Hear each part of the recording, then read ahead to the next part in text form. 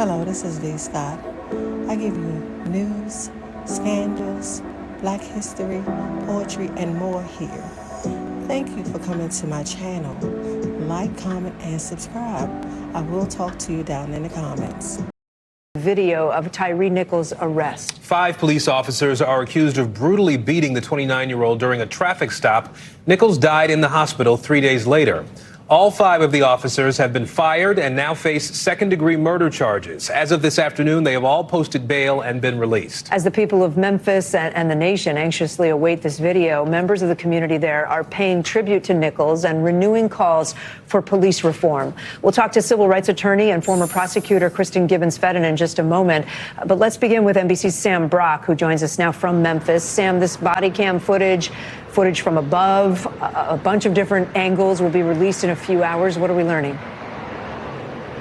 Yeah, Kate, good afternoon. We're now looking at about a 4-hour window before that video can be released, likely on the mayor's website. They're doing whatever they can right now to make sure that it doesn't crash the system, because there's obviously so much interest in this. And you laid it out perfectly a second ago, Kate. On January 7th, Tyree Nichols was stopped for a traffic infraction. 3 days later, he died after a physical confrontation with police. Now, we might not find out the why, Kate, but we're going to find out the how. And I'm told that the actual physical violence was only about 3 minutes long, but there are so many different camera angles that are going to be included in this and stitched together that it's actually about an hour of footage. We have also learned that these officers were members of the Scorpion Unit, which is a specialized unit here in Memphis that is meant to attack gang activity, auto thefts, that sort of behavior, and to really try to tamp down some of the hot spots in the city.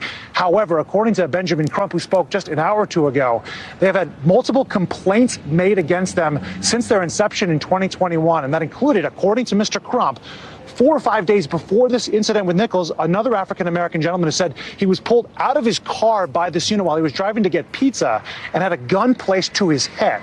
Now, police have not confirmed that, but there was a conversation between Tom Yamas and the police chief, C.J. Davis, about what this sort of interaction was like when they first approached Nichols. Here's what she said.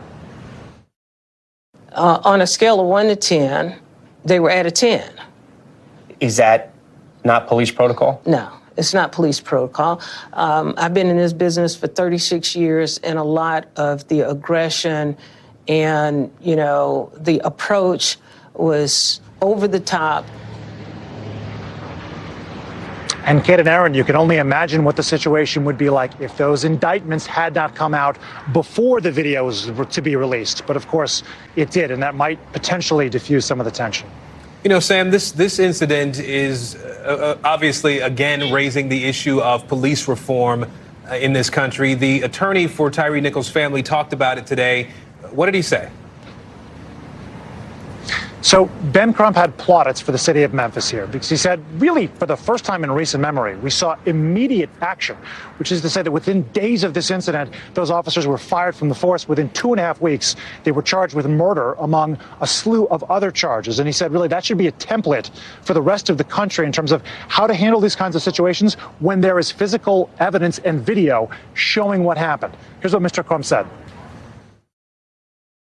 We now have the blueprint, America, and we won't accept less going forward in the future. We won't have black officers treated differently than white officers. We want equal justice under the law.